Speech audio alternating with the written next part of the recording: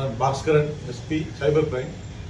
இந்த FedEx courier நம்ம DGP உத்தரவுப்படி இந்த ஃபெடெக்ஸ் கொரியர் வந்து இப்போ ரொம்ப சீரியஸாக இருக்கு. மக்கள்கிட்ட பீதியை அதிகமாக உண்டு பண்ணுது. அது என்னன்னா ஃபெடெக்ஸ்னு ஒரு கொரியர் சர்வீஸு, அந்த கொரியர் அந்த இதெல்லாம் அது உண்மையான ஒரு கொரியர் சர்வீஸே நம்மகிட்ட இருக்குது.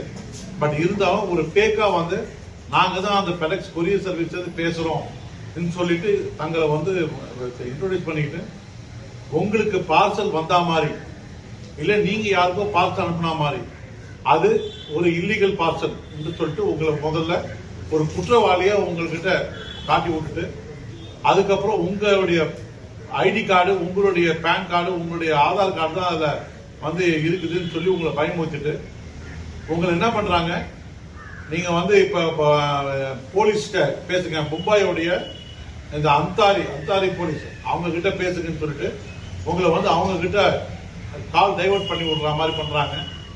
அந்த போலீஸ் என்ன பண்றாங்க, சார் நீங்க பேசுறத நான் கேள்விப்பட்டேன், நீங்க ஒன்றும் தப்பு பண்ண மாதிரி தெரியல, எதுக்கும் உங்களுடைய ஆதார் கார்டு இதெல்லாம் டீட்டெயில்ஸ் கொடுங்கன்னு சொல்லி உங்ககிட்ட கேட்டு உங்ககிட்டயே வாங்கிக்கிறாங்க. அதுக்கப்புறம் சார் இதெல்லாம் ஒரே மாதிரி தான் இருக்குது, எனக்கு சந்தேகமா இருக்கு, நான் ஆர்பிஐ கிட்ட அனுப்புறேன் இல்லைன்னா சிபிஐ கிட்ட அனுப்புறேன் சொல்லி அங்கேருந்து ஒரு கால் டைவர்ட் பண்ணி அவங்கள ஸ்கைப் மூலியமா உங்களை பேச வைக்கிறாங்க. அதுக்கப்புறமா சரி இந்த குற்றத்திலிருந்து உங்களை தப்பிக்க வைக்கிறதுக்கு ஏதாவது பணம் கொடுக்குறீங்களா, ஏன்னா உங்ககிட்ட இருக்கிற அக்கௌண்ட் எல்லா பேலன்ஸ் தெரிஞ்சுக்கிறாங்க. அதை அப்படியே உங்ககிட்ட இருந்து மிரட்டி உங்களை இந்த போன் கால் வந்ததுல இருந்து பணம் அவங்களுக்கு போடுறவர்களையும் உங்களை பீதியிலேயே உட்கார வைப்பாங்க. ஸ்கைப் மூலியமா நீங்க என்ன ஆக்டிவிட்டி பண்றீங்கன்றதையும் பாத்துக்கிறாங்க. ஸோ இது ஒரு பெரிய பீதியில பண்றதால இன்னைக்கு இந்த ஃபெடெக்ஸ் கொரியர்ன்ற ஒரு அஃபென்ஸ் டைட்டிலே ஃபெடெக்ஸ் கொரியர்னு ஆயிடுது.